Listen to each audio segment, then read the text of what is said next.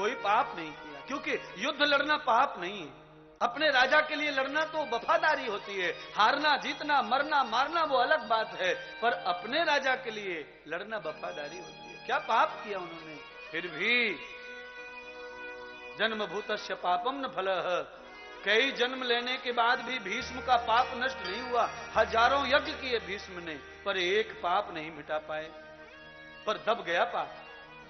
कहते हैं 108 बार भीष्म ने जन्म ले लिया, पर एक पाप हो गया, वो फल में नहीं आया भोगने में। इतने पुण्य इतने पुण्य इतने पुण्य किए कि पाप बहुत पीछे रह गया, बहुत पीछे, 10,000 वर्ष पीछे रह गया पाप। पर जैसे ही द्रौपदी को नग्न होते देखा और बाण नहीं उठाया, बचाने की कोशिश नहीं की, तो पाप में शामिल हो गए। तो 10,000 वर्ष पहले का पाप और ये नया पाप, दोनों ने एक दूसरे को खींच के सारे पुण्य नष्ट कर दिए, और दो पापों की वजह से भीष्म बाणों की सैया पे आ गए। माना बोलिए, दुख भोगने के लिए बहुत ज्यादा पापों की जरूरत नहीं, एक ही पाप काफी है बर्बाद करने को, बेटने को। 6 महीने कोई बाणों की सैया पर पड़ा रहे। बाणों की सैया सुई इंजेक्शन, इसको बाणों की सैया बोलते हैं। 6-6 महीने लोग हॉस्पिटल में पड़े रहते, नाक में नीचे ऊपर दाएं बाएं चारों तरफ नली घुसड़ रही है, जिधर देखो उधर सुई लगी है, यहां पे सुई यहां पे सुई, परमानेंट कर देते हैं डॉक्टर, टेप लगा लगा के। नर्स आती है, बोतल घुसड़ के चली जाती है, नर्स घोड़ लाल अब के हरा बोतल पीली बोतल, सब सारे रंग घुसड़ देते बॉडी में। इसको कहते हैं बाणों की सैया। क्या कहते हैं बोलिए ना? हाँ, ये पाप का फल। जिंदा तो है पर मरने की राह देख रहा है, मौत आती नहीं है। कल का दिन अच्छा है, 15 तारीख का। भीष्म पितामह को कल के ही दिन मौत आई थी, मकर संक्रांति में। सूर्य जब उत्तरायण हो जाते हैं तब भीष्म पितामह को मृत्यु आई थी। 6 महीने में 2 पाप समाप्त हुए भीष्म के। इतना दुख भोगा 6 महीने में 2 पाप, 2 पापों का फल 6 महीने में समाप्त हुआ। मकर संक्रांति में जब सूर्य उत्तरायण में आया, जब मुक्ति के पट खुले, तब भगवान कृष्ण ने अंतिम दर्शन देकर गंगा जल अर्जुन ने पिलाकर उन्हें मुक्त किया। और तुम कैसे करते छत्तीसगढ़ वासी? मरे मराए के मुंह में घुसड़ते गंगा जल। पीले पीले, वो पीवे कहां से? वो तो रात के 9 बजे मरा है बाबा, और तू सुबह के 9 बजे गंगा जल पिला रहे। 12 घंटे लेट चल रही है, 12 घंटे लेट की तो ट्रेन में भी कोई बैठता नहीं, बैग उठाई घर चले जाते। तो देवता कोई मुफ्त में बैठे जो 12-12 घंटा वेटिंग में हम कल्याण करेंगे इसका? इसीलिए एक और भजन गुनगुनाना है।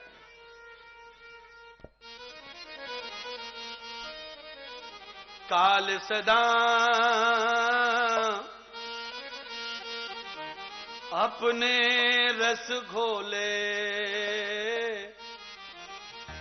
पता नहीं कब सर चढ़ बोले। काल सदा अपने रस घोले, पता नहीं कब सर चढ़ बोले। अंत समय जीवान हिली तो गंगा जल का पीना क्या, भगवान नाम बिन जीना क्या, गुरु जी के ध्यान बिन जीना क्या, भगवान बिना क्या जीना क्या, तेरे राम बिना फिर जीना क्या, सतगुरु जी बिना फिर जीना क्या, भगवान बिना फिर जीना क्या, तेरे राम बिना फिर जीना क्या, सतगुरु जी बिना फिर जीना क्या, भगवान बिना फिर जीना क्या, फिर राम बिना फिर, भगवान बिना फिर जीना क्या, फिर राम बिना फिर जीना क्या।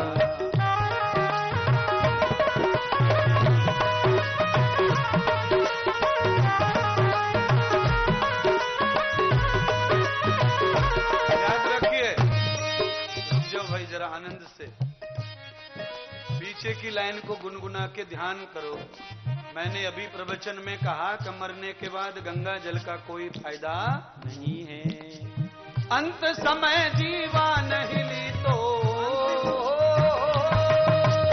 अंत समय जीवा नहीं ली तो, गंगा जल का गंगा जल का गंगा जल का पीना क्या, फिर गंगा जल का पीना क्या। भगवान बिना फिर जीना, मेरे राम बिना फिर जीना, भगवान बिना फिर जीना क्या, मेरे राम बिना फिर जीना क्या। आज के प्रथम कथा के मुख्य अतिथि आदरणीय पूर्व कृषि मंत्री हमारे श्रीमान जी अरविंद जी, जो 5 बार सांसद हैं लोकसभा। बहुत बहुत आभार करते हैं आपको, व्यासपीठ से आपका अभिनंदन करते हैं और बहुत शुभकामनाएं देते हैं आपको। आप इतने लंबे समय तक विजयी परिपाटी से राजनीति में सक्रिय हैं, ये भी पुण्य का ही फल है। और भी पुण्य आज कथा में पहले दिन आकर आपका ये महसूस हो रहा है कि आपके पास पुण्य है, इसीलिए पहले दिन की कथा भी आप तक। अमृत है हरि नाम जगत में, अमृत है हरि नाम जगत में, छोड़ विषय विष पीना क्या, भगवान बिना फिर जीना क्या, मेरे राम बिना फिर जीना क्या, भगवान बिना फिर जीना क्या, सतगुरु जी बिना फिर जीना क्या, मेरे राम बिना फिर जीना क्या, भगवान बिना फिर जीना क्या, मेरे राम बिना फिर जीना क्या, सतगुरु जी बिना फिर जीना क्या।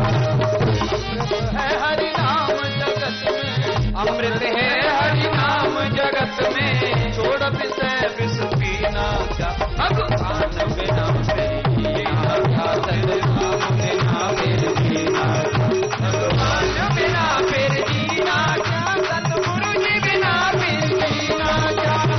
अमृत है हरि नाम जगत में, अमृत है हरि नाम जगत में, छोड़ विषय विष पीना, भगवान बिना फिर जीना क्या, सतगुरु जी बिना फिर जीना क्या, भगवान बिना फिर जीना क्या, बिना फिर जीना क्या, राम बिना फिर जीना क्या, भगवान बिना फिर जीना क्या, मेरे राम बिना फिर जीना क्या, सतगुरु जी बिना फिर जीना क्या।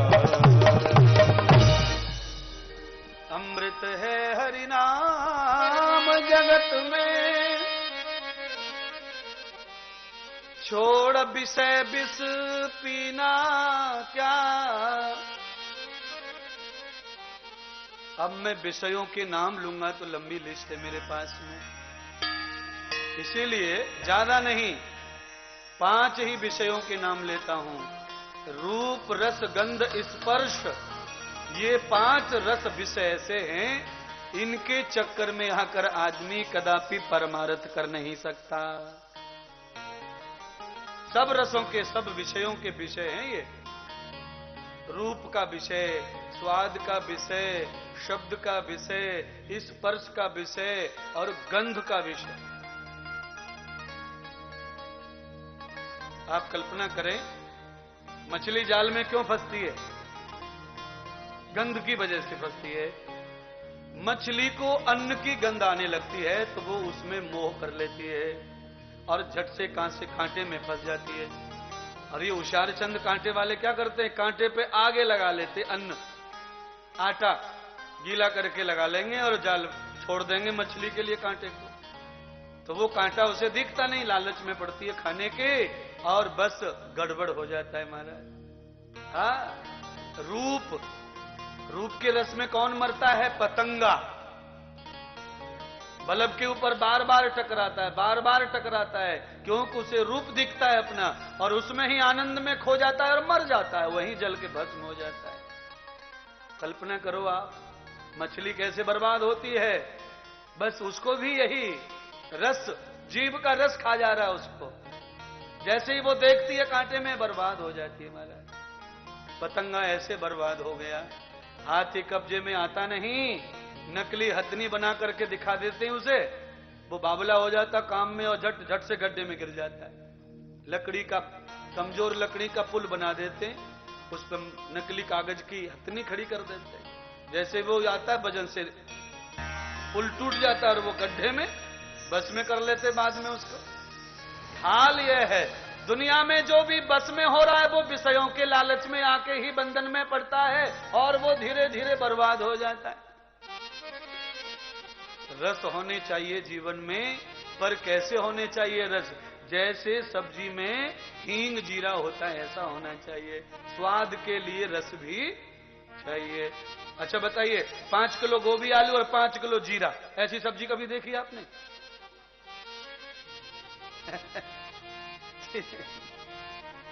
क्यों नहीं देखी? बोलिए ना, क्यों नहीं देखी ऐसी सब्जी? अरे महाराज, देखने की जरूरत नहीं, हम खुद ही बना सकते हैं, पर वो सब्जी फिर किसी भी काम की नहीं है महाराज। ऐसे ही मैं कहना चाहता हूं, आप 5 किलो भगवान 5 किलो संसार बराबर करोगे तो ये भी काम का नहीं है, इसका भी भोग नहीं हो सकता है। संसार बिल्कुल जीरे और हींग की तरह ही संसार होना चाहिए। सब्जी भर के कढ़ाई, भगवान भर के होना, और स्वाद के लिए थोड़ा तड़के के लिए हींग जीरा होना, तो संसार स्वाद के लिए है। संसार में इसीलिए कोई ज्यादा दिन टिकता नहीं है, स्वाद के लिए। यहां टिकने की जरूरत कहां है? और कोई टिकना चाहे तो टिकेगा कैसे? क्योंकि जो चीज स्वाद के लिए बनाई है उससे कदापि पेट भरने वाला नहीं है। अच्छा बोलो, कभी जीवन में हींग से पेट भरा है? कोई पेट भर के नमक खा सकता माई कलाल छत्तीसगढ़िया? बोलिए ना, है? रसगुल्ले खा सकते नहीं, पेट भर के खा सकते हैं। गुलाब जामुन खा सकते हैं, सब खा सकते हैं, पर नमक कोई खा सकता है पेट भर के? नहीं, आज तो मैं पेट भर के नमक खाऊंगा, दंड लगा हुआ, बैठक लगा हुआ, कूदे नमक खाने को। हाँ, पता चल जाता है महाराज, एक चुटकी भर भी नमक दाल में ज्यादा हो गया तो नाक मुंह सकोड़ के कटोरी को बाहर कर देता थाली से। क्या बनाया? दिखता नहीं है, ज्यादा नमक है, फ्री का लगता है, मंदा है, इसलिए पूरा डाल देती है। बहू पे लड़ लड़ के आंखें निकाले आदमी। कम रह जाए तो भी स्वाद नहीं आवे सब्जी में, ज्यादा पड़ जाए तो भी स्वाद ना आवे। तो स्वाद ऐसी चीज है जो बिल्कुल अनुपात में होगा तो स्वाद है, वो कम ज्यादा होके वो बर्बाद है, स्वाद नहीं है। एक बार वो क्या है, वो बर्बाद। हाँ, कम ज्यादा हो गया तो बर्बाद है महाराज। अच्छा बताओ, सही बताना, आप जो शेविंग करते कभी दाढ़ी वाड़ी बनाते हैं, अगर थोड़ा भी इधर उधर हो जाए तो ब्लेड से कितना मजा आता है कि नहीं? इसी को बोलते बर्बाद। थोड़ा भी कम ज्यादा हो गया तो लफड़े हो गए महाराज। गए थे बाल काटने, बाल तो बगल में रह गए, गाल कट के बाहर आ गया। थोड़ा चूक होने से इतना स्वाद प्राप्त होता है, दुखदाई। इसीलिए संसार का कोई हथियार, कोई औजार, कोई पदार्थ, कोई बीवी, कोई बीवा ज्यादा तुमने अगर लपक लिया तो ये बर्बादी का कारण है। इन्हें स्वाद के लिए भोगना है, आदत के लिए भोगने से कोई सुखी रह सकता नहीं है। स्वाद के लिए खूब भोगो, कौन ना बोलता है? भैया मेरे राखी के बंधन को निभाना, बस आजा बहन और साड़ी ले जा और जा, इतने तक ठीक है। ज्यादा गले पड़ गए तो ये बहन तुम्हारे लिए फांसी का फंदा। साल भर नहीं रह सकती बहन घर पे, साल भर में तो लफड़े, पूरे घर पे बोझ बन जाती है, हाथी से भी ज्यादा होती घर के। ये हाल है हमारा। तो सारे रिश्ते स्वाद के लिए बनाए। जीजा जी साल भर में एक बार घर पे आवे तो कितना अच्छा लगे। जमाई आ गए, मेहमान आ गए, जमाई आ गए, बड़े दिन में आए, जा बेटा बालोद में से रसमलाई ले आना, रबड़ी ले आना, फलाना। और हर 8वें दिन आ जाए तो मार ले चटनी से मूड, काय की रबड़ी और काय की रसमलाई। आ जा और खा ले, जो साला खा रहा है वो जीजा खा ले। अलग से कोई सब्जी छुकती स्वाद के लिए ससुराल।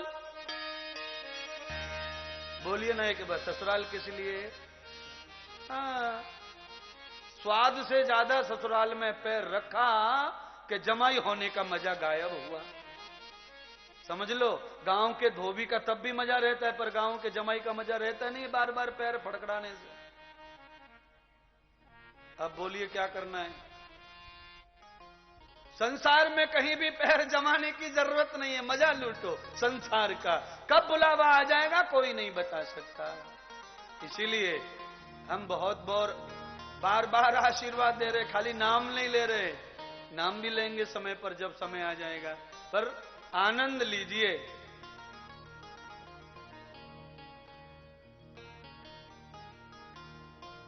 इस आनंद के लिए इतना कष्ट भोगा है तो अब फुल आनंद लेना है। आज नारद जी ने मैत्रेय ऋषि को और उनकी पत्नी को अपबीती बात बताई। भागवत कैसे मेरे दिल में समा गई, क्योंकि मेरा सारा कल्याण भागवत ने किया। मेरी सारे मनोरथ, मेरी कामनाएं पूरी की भागवत ने। जो तीर्थ नहीं कर पाए, जो ब्राह्मण नहीं कर पाए, जो पूजा नहीं कर पाई, वो काम भागवत जी ने किया। क्या काम? तो कहा मेरे पितरों की शांति भागवत के माध्यम से हुई। जब मेरे ब्रह्मा जी को अशांति ने घेर लिया तब मैंने सब तीर्थ किए, और अंत में जब मैं सब धरती घूम आया, परिक्रमा कर आया, तब भी मुझे जब कोई शकून नहीं मिला, मेरे पिताजी को शांति नहीं मिली, तब मैंने जंगल में बैठकर, निराश लेकर बैठकर मैंने आशा की कि अब कोई और कहीं दुनिया में जगह हो जहां मैं जाऊं। इतने में एक महात्मा ने मुझे वृंदावन की यात्रा करने को कहा। गतम जाता विहता च वृंदावनो तथा। अच्छा, वृंदावन में ऐसा क्या था जो महात्मा ने कहा जाओ वृंदावन, तुम्हारी सब कामना पूरी हो जाएंगी? भाई साहब, आप ये कथा जो सुन रहे हैं ये 6000 वर्ष पुरानी कथा है। तब वृंदावन में जो था वो अद्भुत था। अद्भुत क्या था तब मंदिर नहीं थे, मकान नहीं थे, पत्थरों के महल नहीं थे, पत्थरों के भगवान नहीं थे। तब संत महात्मा रहते थे, ज्ञान और भक्ति रहते थे, विवेक रहता था। भक्ति महारानी निवास करती थी और मुक्ति वृंदावन में झाड़ू मारती थी, गोबर उठाती थी और पानी भरती थी। नौकरानी का काम मुक्ति करती थी। ज्ञान और विवेक दोनों जवान थे, इसीलिए वृंदावन का मार्ग बताया। जहां मुक्ति निवास करे, सेवा करे, भक्ति जहां जवान होवे, ज्ञान और विवेक जहां लंबे चौड़े पहाड़ होवे, वहां पर हमारे सारे काम बनेंगे। पर जहां ज्ञान नहीं, जहां विवेक नहीं, जहां भक्ति नहीं, जहां मुक्ति नहीं, कितनी भी पूजा पाठ आडंबर कर लो, ये सब अंधविश्वास ही होगा। इसका कोई परिणाम तुम्हें मिलने वाला नहीं है। कुछ नहीं मिलेगा। भाई साहब, कई लोग चतुर होते हैं, कभी कभी नहाते नहीं है तो वो क्या करते, परफ्यूम मार लेते, फुर फुर फुर फुर चले। हम देखते हैं रेलवे में कभी कभी रेल में बैठते हैं ना, तो थोड़ी सी ऐसे गोरी टिकनी सी औरतें रहती है, कोई ऐसे थोड़े से अच्छे से जूते फूते से पहन के, थोड़े खाते पीते से, वो रेल में कई बार फुर फुर करते। हमने कहा इनको बड़ी बदबू घुसी जा रही है, हम तो सुबह से लेके 3 दिन तक अभी फुर किया नहीं है। तो वो नहाते नहीं, तो वो फुर फुर करके पसीने की गंध से मुक्ति चाहते हैं। मुक्ति तो मिल जाती है उनको, यानी कि पसीने की बांस तो समाप्त हो जाती है, पर पसीने के जंतु मरते नहीं हैं, वो शरीर में ही रहते हैं और नुकसान पूरा करते हैं। ऐसे ही ये जो पूजा पाठ है, इधर उधर भटकना है, ये फुर फुर है, थोड़ी देर खुशबू रहती है पर पाप मिटता नहीं है।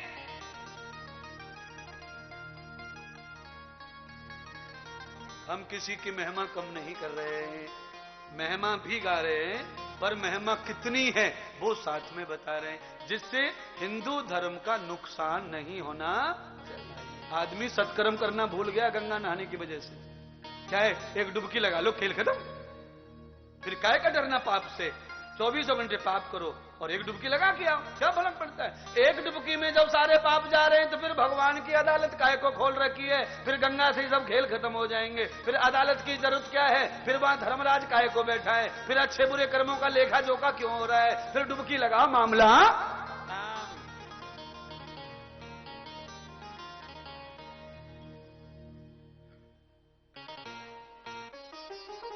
मैं किसी को गंगा नहाने से रोक नहीं रहा हूं, पर गंगा की महिमा जितनी है उतनी, उससे ज्यादा मानने वाला आदमी मूर्खता में पड़ जाता, अंधविश्वास में पड़ जाता है और उसे फिर कोई रास्ता दिखाई देता नहीं है। हाँ, गंगा का भी अपमान होता भाई साहब। आप गंगा नहा के आ गए और फिर भी दुखी, फिर मन में क्या होता, गंगा के प्रति घृणा पैदा हो जाती है। अरे यार कुछ नहीं, गंगा नहा के आए तो अभी कहाँ काम बना, हम तो 7 बार नहा के आ गए, हर बार एप्लीकेशन वापस आ जाता है, नौकरी लगी नहीं रही है, अब तो कुंभ नहा के आएंगे, पंडित जी ने बोला। अरे कुंभ नहा ले तू, चाहे जो नहा ले, पर नौकरी बेटे जब ही लगेगी जब टैलेंट होगा।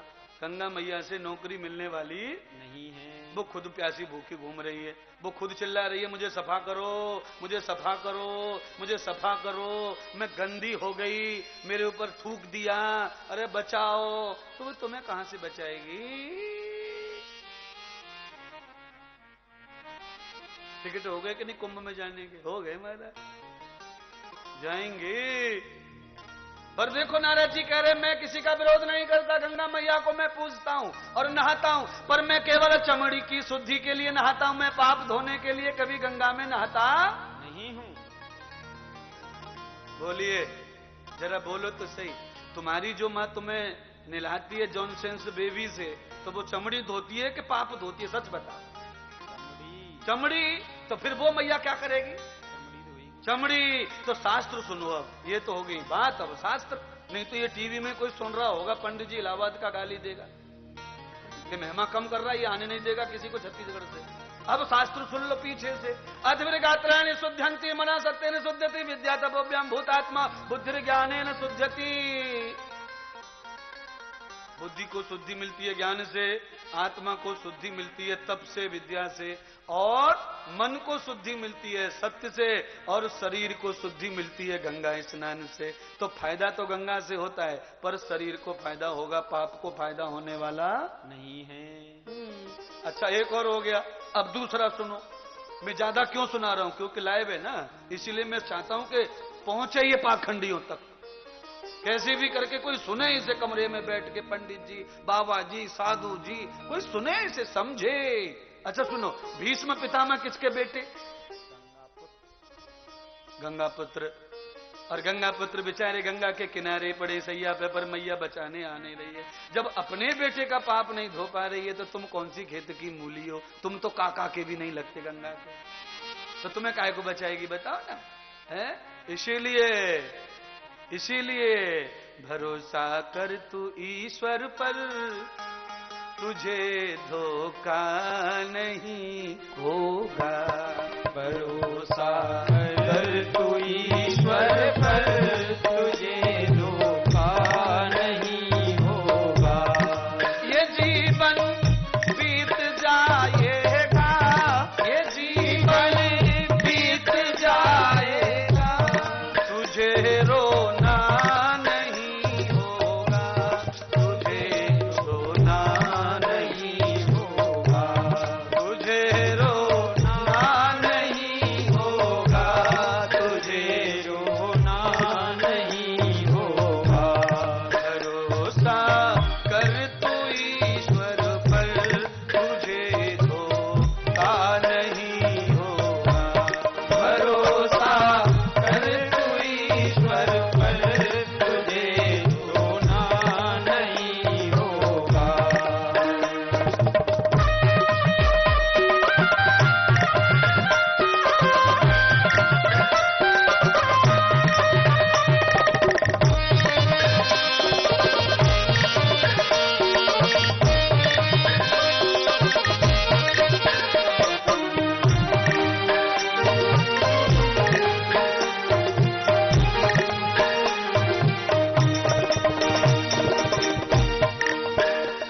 मेरे परमात्मा से स्नेह है, प्रेम है, लगाव है।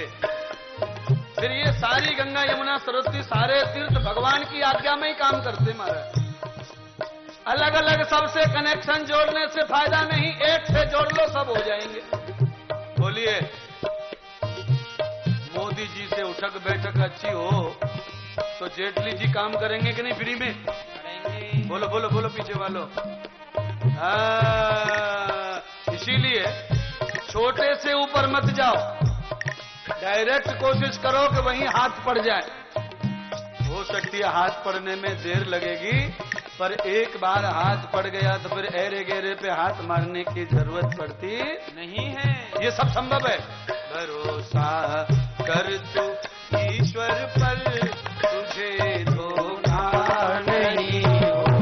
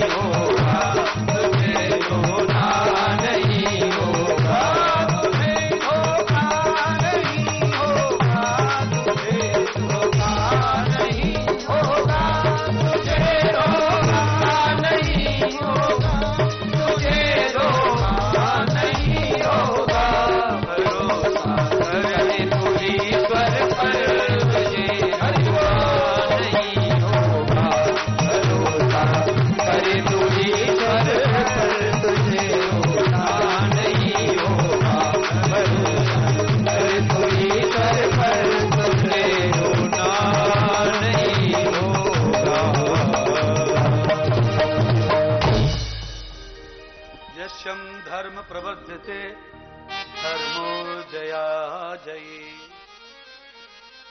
धर्म की जहां उपज है वहां पर विजय की उपज है।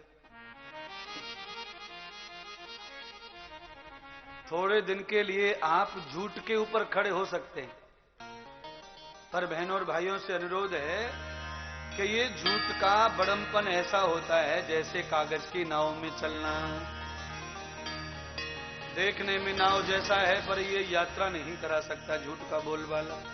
झूठ से आप चलन बढ़ा सकते हैं, धन वगैरह पैसा वगैरह बढ़ा सकते हैं, क्योंकि ये पैसा जो है इसी दुनिया की चीज है और ये यहीं रहता है, इसलिए झूठ पे टिका हुआ है पैसा। आप जितना ज्यादा साड़े वाड़े कर लेते हैं पैसा उतना बढ़ता है, क्योंकि ये दुनिया का चलन है। इसे इंसान ने बनाया है, भगवान ने नहीं। जिसे भगवान बनाता है वो परिश्रम से ही प्राप्त होगा। सोना कैसे प्राप्त होता है बताओ? है लोग कोयला खोद रहे, कोयला कैसे मिलता है? झूठ से मिलेगा कोयला? है नहीं मिलेगा। परिश्रम। सोना चांदी भगवान का माल है, इसे बहुत ज्यादा परिश्रम से ही प्राप्त किया जा सकता है। और ये रुपया पैसा ये किसका माल है? ये इंसान का है। नहीं, इंसान का नहीं होता तो 1000 का नोट बंद करने की औकात है किसी में? पर इंसान ने बनाया इसलिए बंद कर दिया। जो नहीं था वो लेके आगे, नीला पीला हरा गुलाबी। अब समझ लो अब कितना प्यार है 2000 के नोट से। अब 1000 रुपए की 5 गड्डी लाके मैं देता हूं और तुमसे कहता हूं तुम्हें मां की सौगंध है, इनकी पूजा करना दिवाली में। तो तुम्हें क्या लगेगा महाराज? इनकी पूजा का फल मिलने वाला नहीं है क्योंकि तो बंद हो गए। अब लो, ऐसी वैल्यू है पैसा की, इतनी वैल्यू है। जब चाहे तब बंद, जब चाहे तब चालू। उसके लिए ही दिन और रात लोग मरे जा रहे हैं। मैं तो जानता हूं कि पैसे के बगैर काम नहीं होते, दुनिया के चलन नहीं होते। तो होना चाहिए चलन के लिए। पैसा अनाप शनाप हो तुम्हारे पास, मुझे खुशी है। मेरे पास में हो, मुझे खुशी है। पर चलन से भी जो अपनी गति कर ले, परलोक संभार ले, तब पैसा पैसा होता है, तब लक्ष्मी लक्ष्मी होती है। क्योंकि लक्ष्मी वही है जो परलोक में हमें सुख प्रदान करे। लक्ष्मी का 2 धामों में शासन है, एक इस लोक में और परलोक में। तो वहां जाके हमें सुख मिले, ऐसा हम लक्ष्मी की सहायता लें, लक्ष्मी को भोग करें। क्या करेंगे पैसे का? जिसे लक्ष्मी का दर्जा भी देते हैं दिवाली में, और उसी में से निकाल के शराब खरीद के ले आते दुकान पे। बोलो लक्ष्मी ले, लक्ष्मी अद्धा दे दे, लक्ष्मी से ले, लक्ष्मी दे दी। अब भगवान विष्णु कह रहे नालायक, दुकान दुकान पर बेचता फिर रहा मेरी बीवी को है? और मेरी बीवी के बदले ले क्या रहा है ये तो सोचो। मरा हुआ बकरा हमारे दे दे 500 ग्राम, लक्ष्मी दे रहा है और मरा बकरा ले रहा है। लक्ष्मी